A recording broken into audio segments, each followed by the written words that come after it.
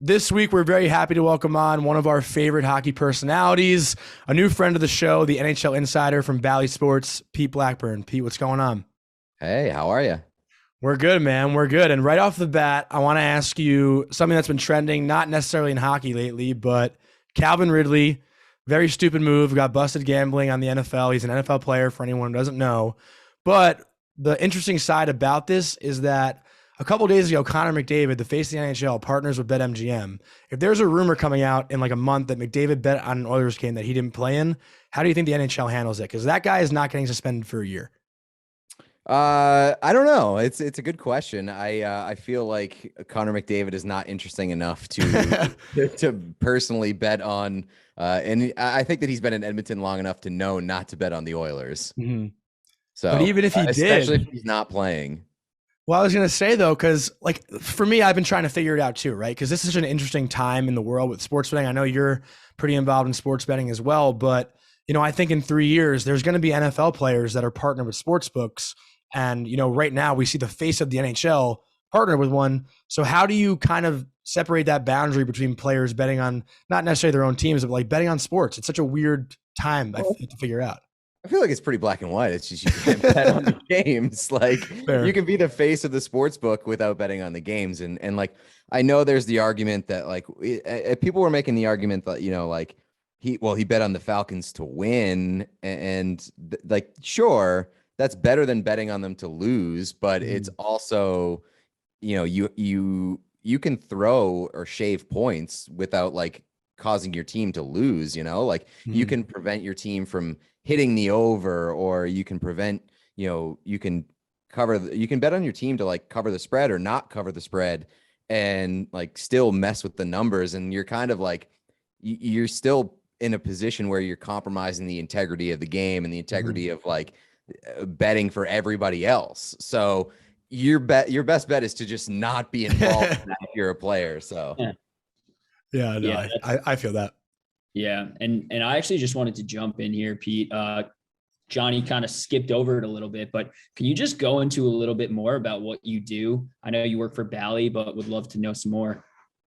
yeah, my role is pretty like multifaceted. I write for the website. I do TV for Bally Regional. I do TV for Stadium. I do like digital video. So I'm kind of across the board. Hopefully podcast soon. But yeah, pretty much like a little bit of everything. I'm getting steadily away from writing in like favor of doing more multimedia stuff like with Yeah, awesome. TV and video and stuff, which I'm very happy about. But I will always be writing a little bit. But yeah, all across the board for Valley. You also Awesome. might need to be a personal stylist for NHL players. What do you mean? Don't you do like power rankings for their style? I do not. That's Sarah Sivian. Well, I thought she got that off of you though.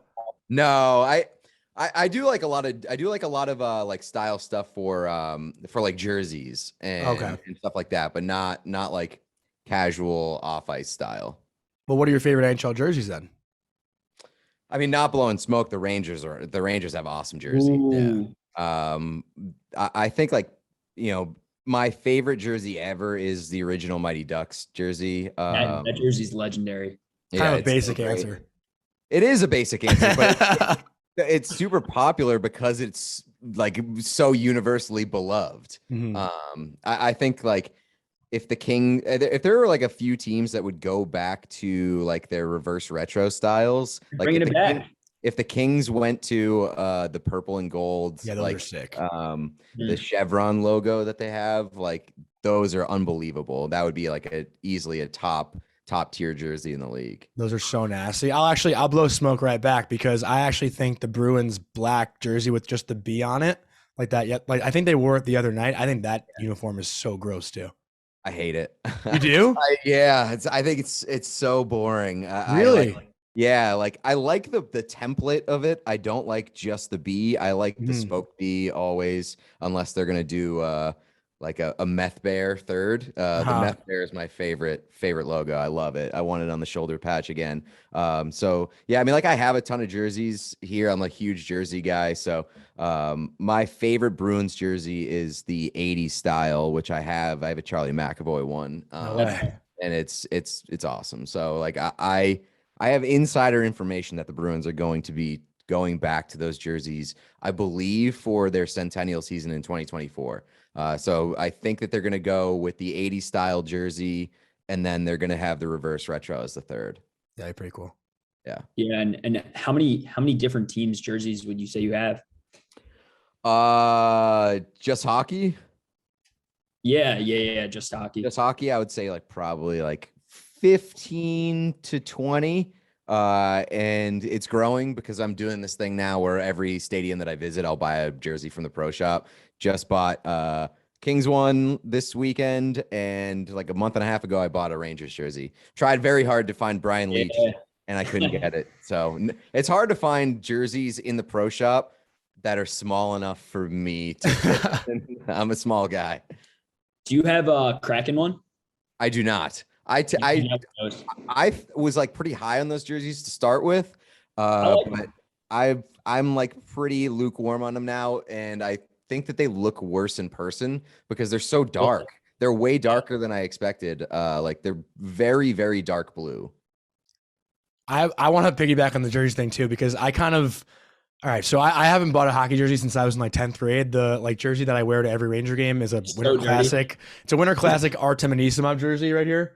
There it is. That's a nice jersey though. Yeah, it's a nice jersey, but I don't know if you feel this way. I mean, maybe it's just because like you probably know a lot of guys in the league too, but I feel so weird about like buying kids jerseys that are like younger than me. I don't know. There's something about it. Doesn't bother me. Like I mean, like it's weird. I mean, it's weird to be like obsessed with a player that's like younger than you or whatever. But like that's what we signed up for. Like if you're a sports fan, you're signing up to support like these dudes and the team, and it's not like you're going to war with this dude who's like 20 years old or whatever. It's like you just respect them as a player. So it doesn't bother me to do that. It's weirder when you like put yourself on the back of the jersey. Sometimes when I just like look at myself in the mirror and I'm like, why am I yelling at Capo Caco? Like I'm just like, dude, I'm a loser. Like what am I doing? I have speaking of like putting yourself on the back of the jersey, I have like a few of like Blackburn jerseys just from like promo stuff that have been sent.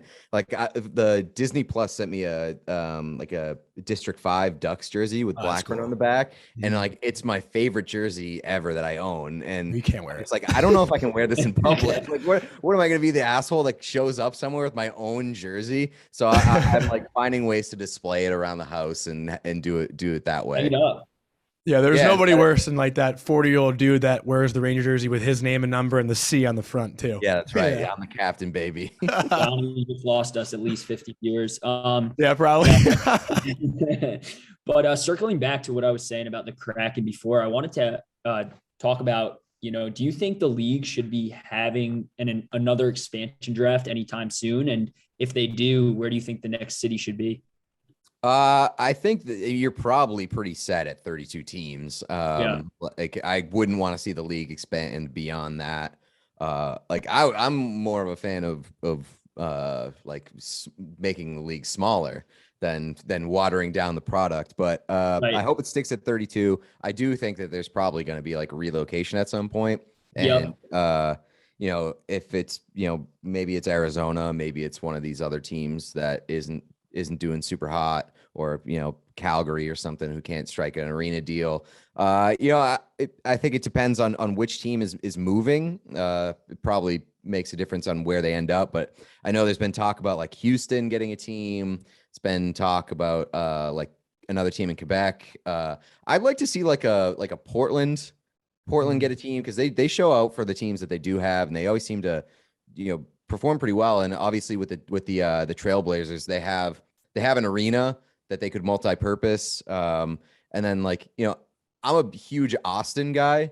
And I would love to see an NHL team in Austin. I don't know if it's like makes the most sense, but Austin is an awesome place, and it's like one of my favorite cities in the world. And if they had a hockey team, I would 100% move there. It is my favorite city, probably, definitely in the country. I mean, I've been there like 5 times. I lived in Texas for like 2 years, but I don't know how they do with the fans with the Texas Stars, because they have the AHL team there. Right. Yeah. I didn't mean to disrespect the Texas Stars by saying that if they had a hockey team, but like they need an NHL team. If they had an NHL team, I'd move there.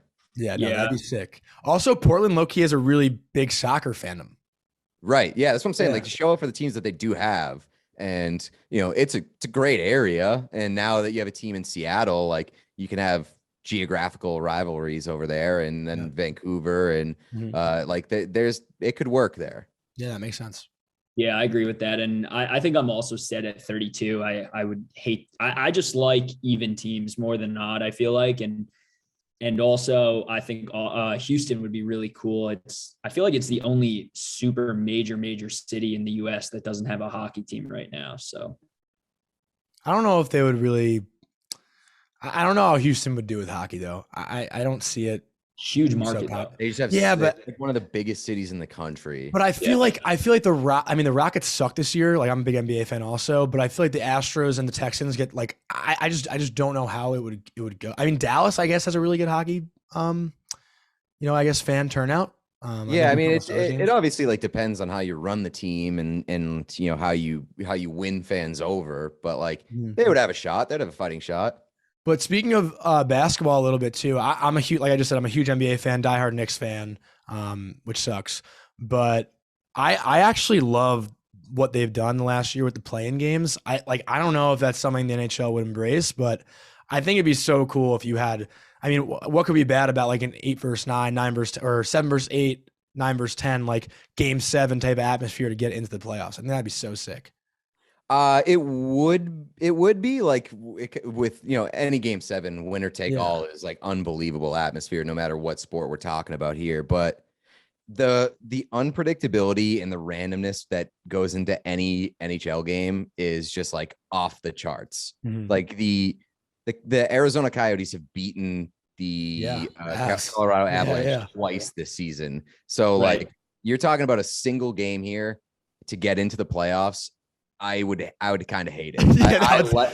I had enough problems with the idea of doing a best of 3 for the bubble, or was it best of 3 or best first 5? round? The first round was it was best of 5. It was best of 5. No, first was 3. We got. Are you sure? We lost 3 games in a row. Yeah, we lost 3. Yeah. Maybe I just wanted to forget.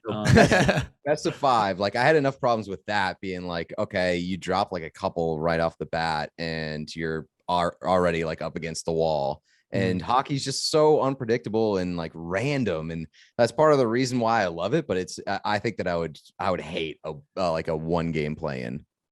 Yeah, I think I'm right there with you. And a 1-game play-in is tough enough for me. I'm a big baseball fan, and I saw the other side of the spectrum when the Yankees lost in it was great.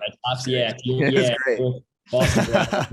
But I hate it for baseball only because you're playing a 162 game season and then boiling it down to 1 game. But those games are so much fun from like an entertainment perspective. Yeah.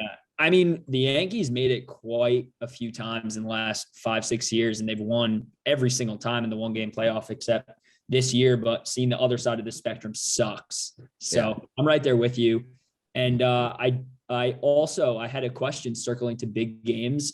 So what cup matchup this year do you think would be the best for NHL viewership as a whole and for the game of hockey? And what cup matchup would you personally love to see? Unbiased. No bias, I mean, like, I think for the sake of, I'm probably like more intrigued in the like the conference finals matchups potentially. It's like, unfortunately, the playoff format has limited. Like, I would love to see a Tampa, Florida, Eastern Conference final. That would be unbelievable. But like, I think like in terms of ideal Stanley Cup matchup, I would love to see like Tampa versus Colorado, like 2 unbelievable teams. And then you've also got like the idea of, as much as I would hate to see the same champion 3 years in a row, like it's cool to be able to say that you've seen, a 3-peat champion for the first time since the 80s. Like, it's a cool thing to be a part of, and it's special for league history. And then like Colorado's a team that obviously everybody's looking for to take the next step. They've been unbelievable this year. I don't think this was the first week that they've lost consecutive games since early November, which is out of control. That team's just like off the charts insane. So those are probably the ones that I would look at. But I'm also looking at like Colorado versus Calgary. as a possible like Western Conference playoff matchup because they played over the weekend and that game was unbelievable. Yeah. Also, the funny thing about sorry, Cody, go. No. All you. I was gonna say the funny thing about Tampa too, and Cody, you'll appreciate this probably more than Pete would, but the one fucking thing that Islander fans hang their hat on is that they won 4 cups in a row. So if Tampa gets a 3rd in a row, Islander fans are gonna be sitting pretty tight, next season with Tampa having the chance to get a 4th cup in a row. That's literally the one thing that Islander fans say like over Ranger fans, and even like last year, like Ranger fans were kind of salty the Islander fans got to the conference final, but like I don't know, man. I like growing up on Long Island and being a Ranger fan. Islander fans are just so annoying. Well, talking about last year, like I love the way that they did it last year with the reseeding of the Final Four, like opening up the potential cup matchups. I thought was awesome. I want them to continue doing that rather than just sticking to east to west. Like last year, my big dream was to see the Bruins play the Habs in the Stanley Cup final, and unfortunately, I thought the Bruins had a better shot of getting there, and they didn't, and Montreal did, but like. I would be so down for like a Bruins Leafs Stanley Cup final, Bruins Habs Stanley Cup final. Like think about like a possible Rangers Islanders Stanley Cup final. Like these teams that have these, more storied rivalries because they play each other more during the regular season, and you're opening up the possibility of that being in the Stanley Cup final. That's awesome. So would you rather a 1-16 ranking like playoff system? Yeah. No, I mean, and not necessarily just like because of that, like like I want 1 through 8 for the conferences. And then like reseeding the Final Four based on like regular season point standings. Yeah, I wonder how they would do that.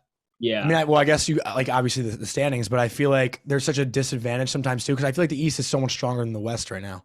Yeah, but you'd still have two and two from each because you'd play the first couple of rounds like with the Eastern and Western Conference structure. But then you would take the 2 teams from the East, the 2 teams from the West, and then reseed them based on how they finished points wise in the regular season. So you'd still ultimately end up with 2 and 2, but then you could end up with the Eastern Conference versus Eastern Conference, Western Conference versus Western Conference in the actual final. I think it'd be kind of cool if you did East-West versus East-West. Yeah, and they got to make it 1 through 8. I just think the system right now is not really working. I feel like any scenario this year, however it plays out, no matter what, we're playing Pittsburgh based on how it is. So, but so Johnny and I last week started a pretty fun segment of our show. He's already laughing at me. So we're making it a weekly thing. So not very original. All right. So Pete, you're a GM and you can fuck, kill, and marry 3 players to be part of your future core. And you're giving out a 10-year contract extension. These guys are all 23 and 24 years old. So who are you going with out of Matthew Tkachuk, Alex DeBrincat, or Pierre-Luc Dubois? And a little further context on this is, if you're killing them, obviously you're passing on the guy. If you're fucking the guy, you're fucking him with the intentions of, he'll be part of your team, but at some point he might get traded or you might buy him out down the line. And then if you're marrying him, this guy is, your captain, he's your staple, and he's not really movable for the full 10 years. All right. I'll pass on Pierre-Luc Dubois, which is tough because, I think he's a good player, obviously, and he plays down the middle, very valuable. I'll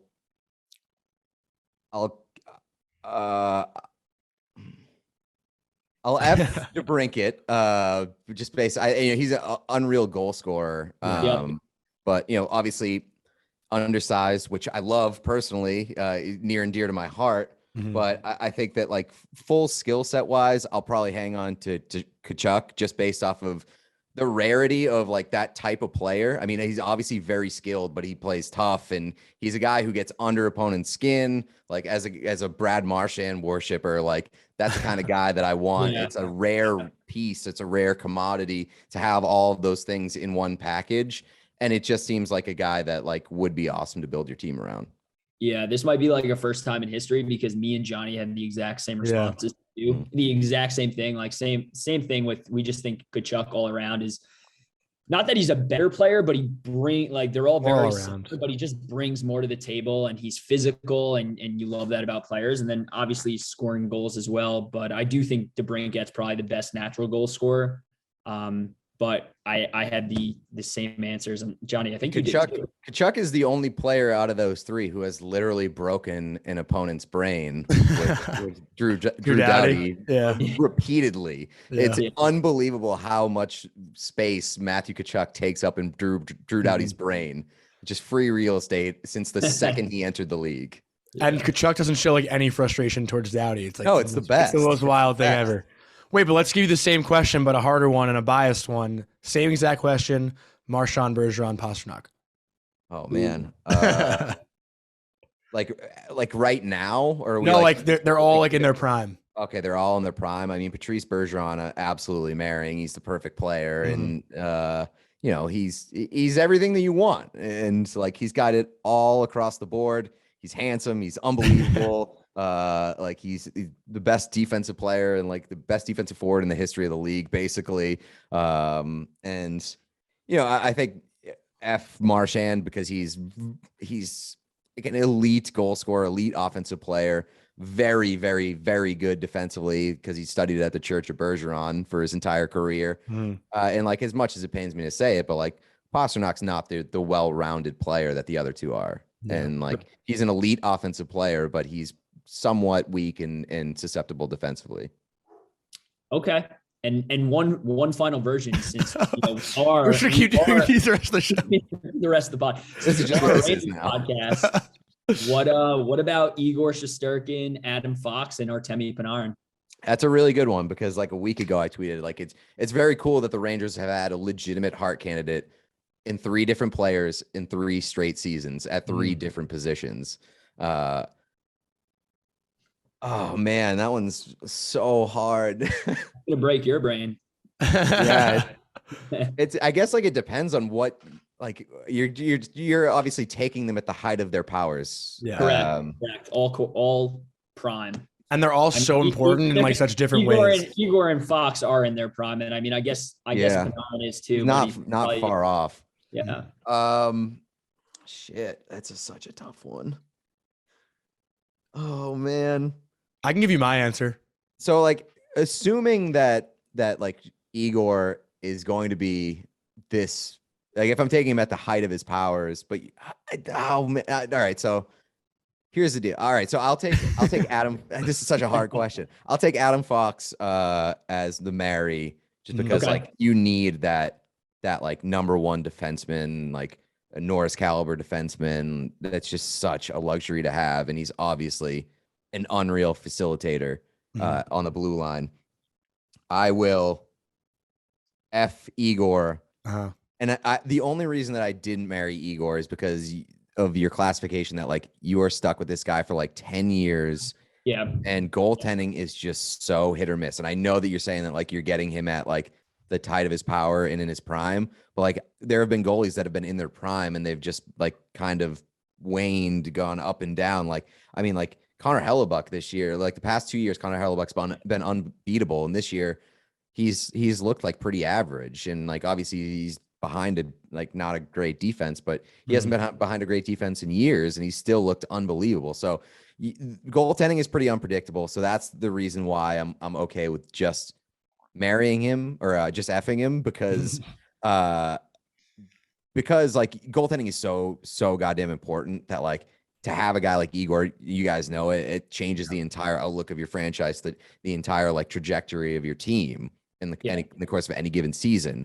So like that's a guy that I absolutely want, but I don't know if I want to lock him in for 10 years. And then for Panarin, it's just like odd man out because Panarin's unbelievable. But well, piggybacking off that, you tweeted the other day about Igor, being the Hart candidate. I mean, can you kind of elaborate on that? Because, we talked about it a little bit prior to recording, just as far as a goalie playing the entire, out course of the game. Yeah, I mean, goalies obviously typically don't win Hart. Like they have to do something incredibly special to top out like a forward that has these sexy numbers and they play every game or whatever. And, that's been the argument that I've seen against Igor. It's like, he only plays in 66% of his games. Like goalies never win. But like my pushback against that is it's mid-March. He's got a save percentage over 940.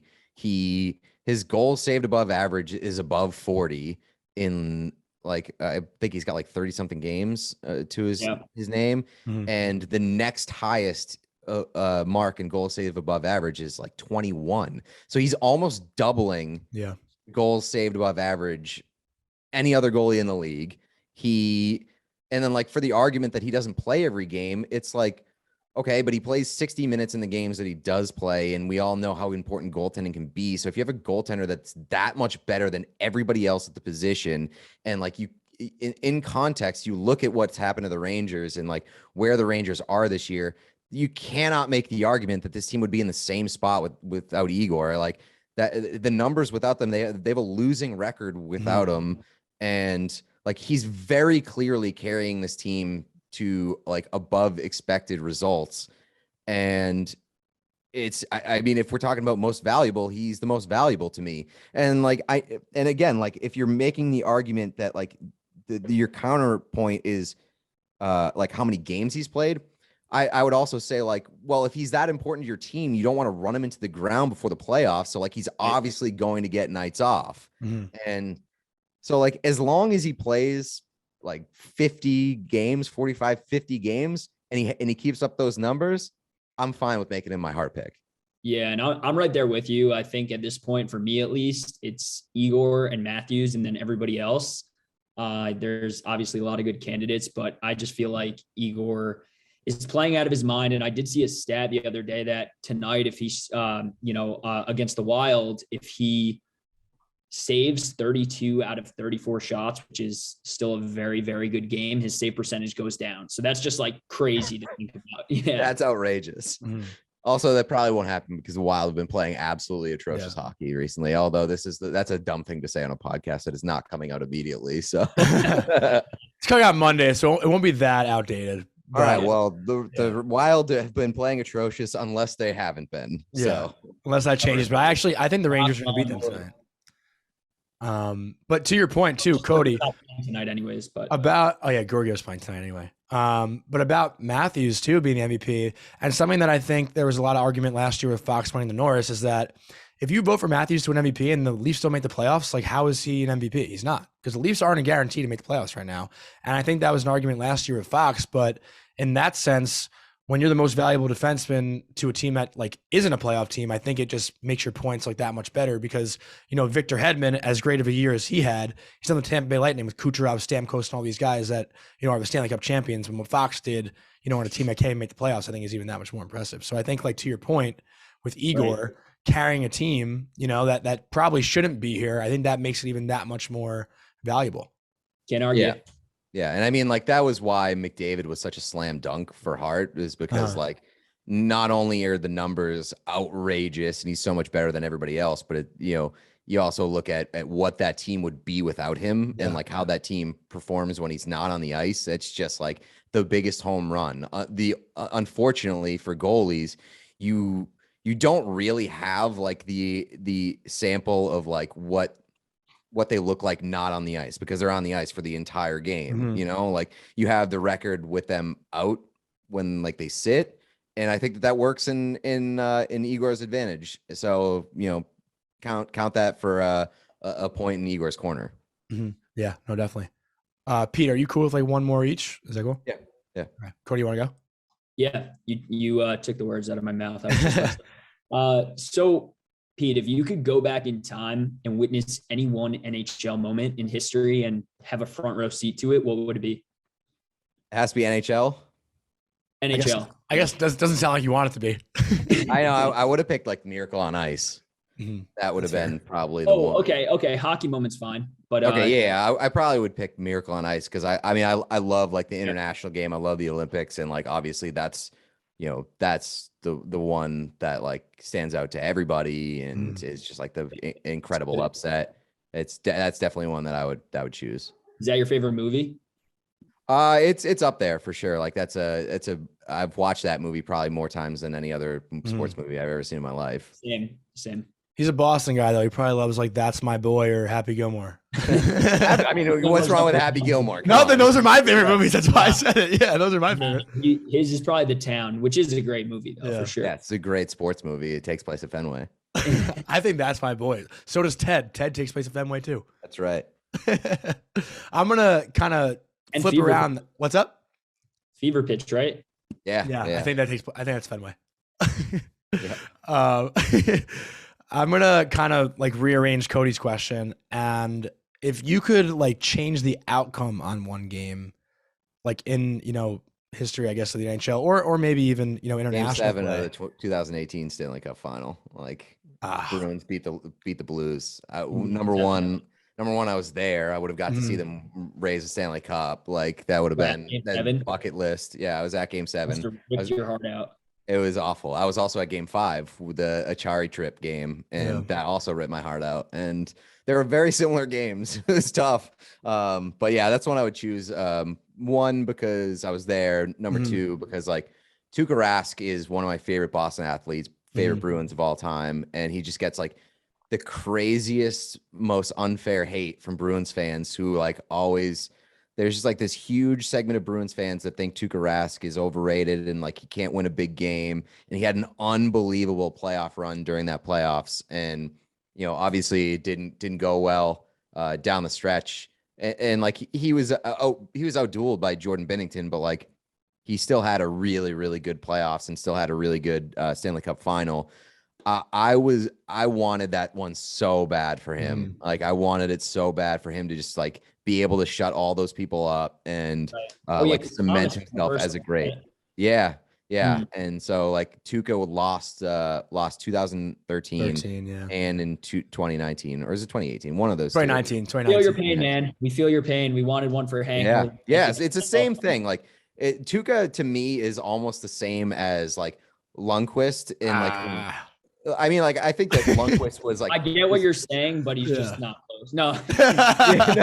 No. Like, I mean, like, I think that like Lundqvist probably like, I don't know, like it might be closer than you think. Like, but like in terms of the common criticism, like he can't win the big one or whatever. It's like, but like, you see the defenses that Lundqvist played behind, and like that guy tried his best, and you obviously want him to win one to sort of like have that as part of his legacy. The difference there though is that like all Rangers fans fucking love Henrik Lundqvist. Yeah, there's no argument there. Bruins fans, it's very split. That like a lot of them love Tuukka Rask and a lot of them think that like he's overrated. Yeah. I thought you were going to say the 2013 Game 6 game when the Blackhawks scored those last two goals. No, I can swallow that one because the Blackhawks were the better team. The Blackhawks were the better team that year. As hockey fans, though, we got gypped of what would have been an unreal Game 7. Well, yeah, for sure. Like that. Everybody wanted that Game 7. There was two really good teams, but like that one, I was totally okay being like, all right, Bruins lost to the better team. Like obviously the Blackhawks went on to be like a very modern day dynasty essentially. And like, you can swallow that. Losing to the Blues was so tough because the Bruins had like the easiest possible road to get to the Stanley Cup, to win the Stanley Cup. They got there. They were better than the Blues. And I think that things just like the wheels really just fell off, and they lost to a worse team, and it killed me. I lost so much money on that game. Yeah. I feel you completely, because that's how I feel like the 2014 Cup. We were by far the better team than the Kings, and they just had, I think they were the 8th seed or the 6th seed or something, and they just had a crazy run. And they just play a style. They just play a style that suffocates you and beats the hell out of you, and then you lose at a 7-game series. It's how it works sometimes. It sucks. I mean, if I could change one outcome for Rangers thing in history, it's that Dan Girardi turnover in Game 1 of the final. Like, if he doesn't turn that puck over to Justin Williams, like, I think if the Rangers win Game 1 of that series, dude, like, I think they come home up 2-0 in that series. For me, it would actually be the next year, Game 7 against the Lightning, when we lost 1-0, because I think that team was way better than our Cup year team, and I think they could have taken it that year if they won Game 7 there in the Eastern Conference Finals. But Tampa. But Pete, this was awesome, man. Thank you so much. Yeah, thanks for having me. Appreciate it.